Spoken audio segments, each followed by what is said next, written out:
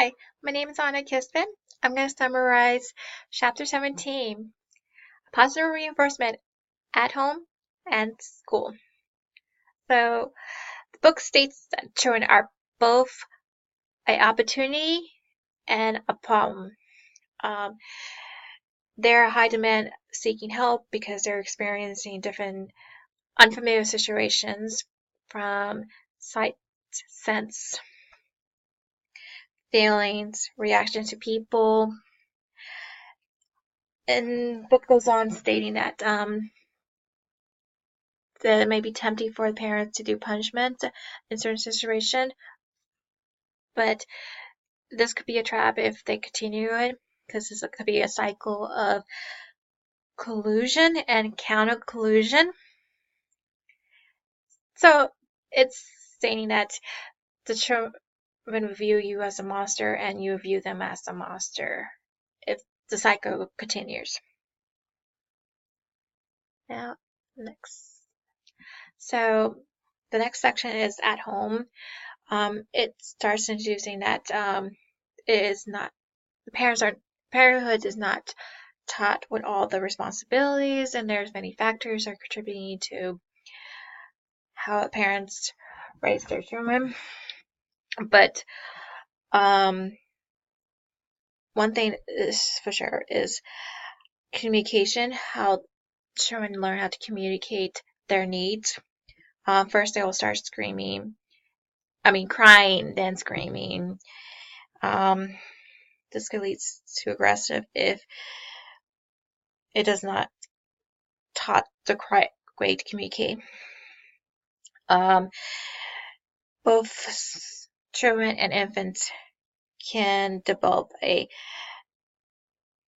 steadiness of coercion practicing, and reinforcers could make well-behaved kids, like the book says, to monsters if it's not changed. But other factors contribute to, and the frequency of this could be child abuse, indicating of child abuse. Now, for punishment, it's very tempting for parents to use it, but it has side effects. If you don't have any alternative courses, then the child will develop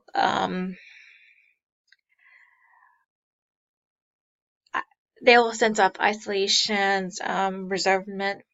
Now, if you do give a positive reinforcement, then and you're giving your child options, then the child will develop to be more self-reliant, happy, and content child.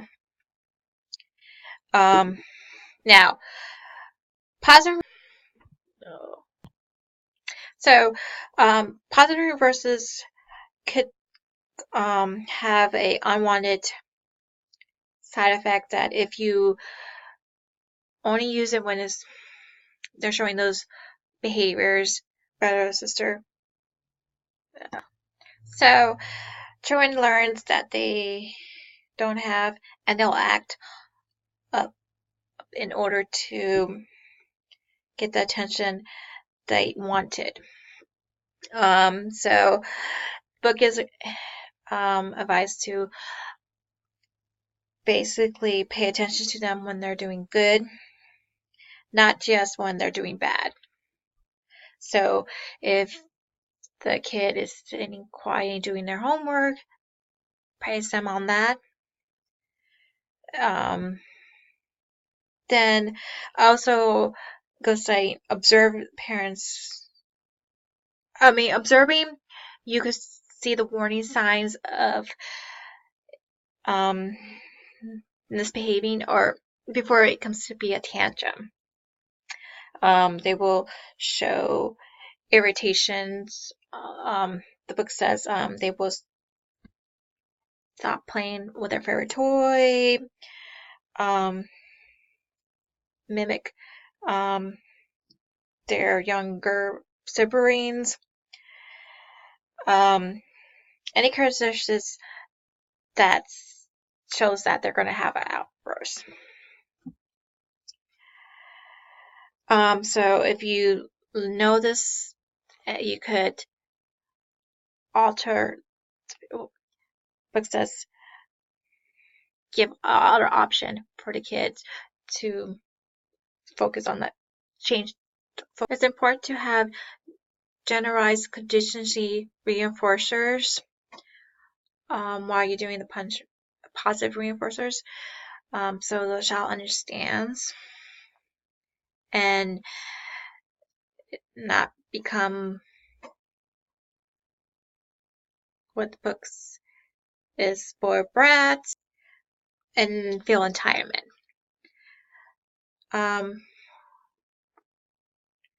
We don't want them to feel you scratch my back and I'll scratch your back relationship with a child.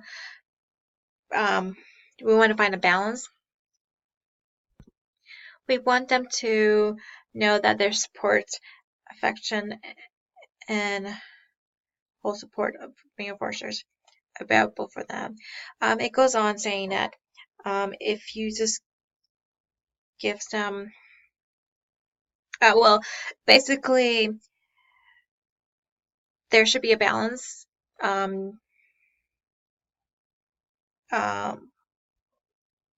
So understanding what the children needs can help have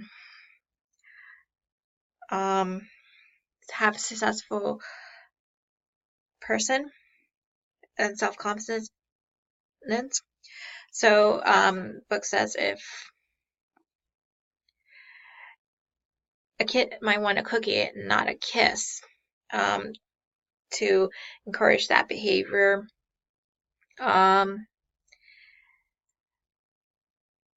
It goes on, but yeah, so occasionally it doesn't work because sometimes it's the understanding or mistakes or dealing with emotions outbursts that positive reinforcements can't work. Like in an emergency situation, you might have to apply punishment. But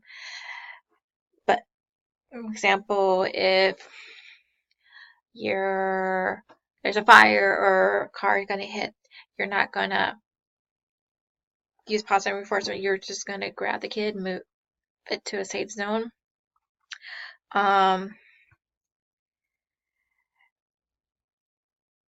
If this, oh yeah, so next part is in other relationships.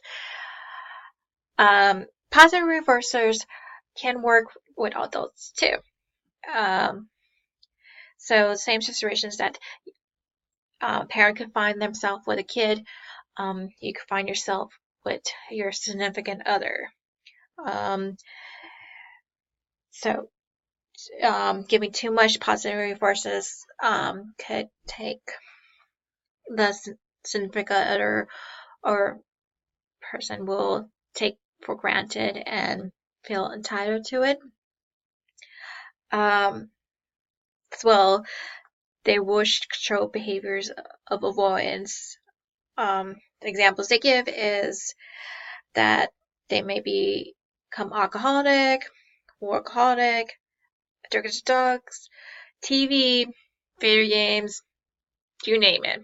Those are ways that spouses could. Now, it also states it's not cruel to set contingency. And then it briefly talks about how older people need positive reinforcers as much as anyone else to maintain security's worth, which makes sense. Once a lot of people retire, they will always want to find meaningful ways, and some of them would try to volunteer into organizations or hobbies that they know they could be in the social environment of some form. But yeah, I'm going too much on that, so I'll just go to school. So, school. It uses effectively positive reinforcement as the most powerful teaching tool we have. Even though a lot of teachers don't know about it, they practice it.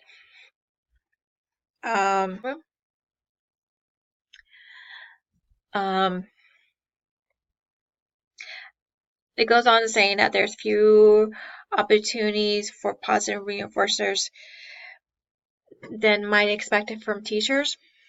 I found that interesting.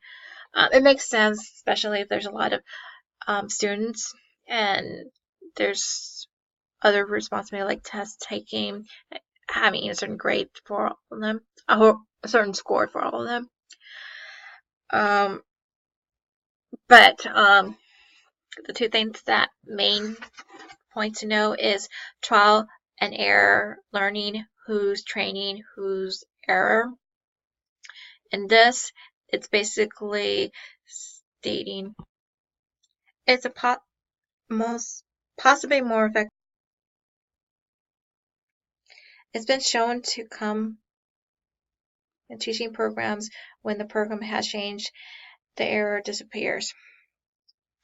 The last part is what's a teaching program, and it's basically you're not only teaching, you're asking, sure, they already learned anything else before that teaching subject. So, for instance,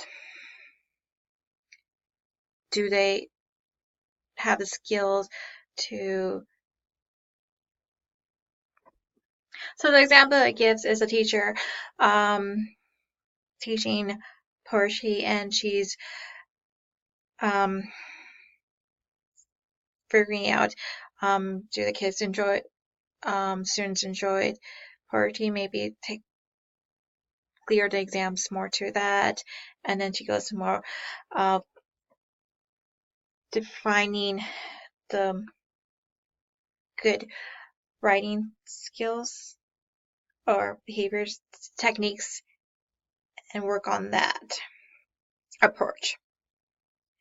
So that's chapter 17, summarizing as best as I can. So the question for this chapter is out of these two, which trial and error learning or what's a teacher's program, which one do you feel is best suits your teaching style if you're a teacher? And for another option,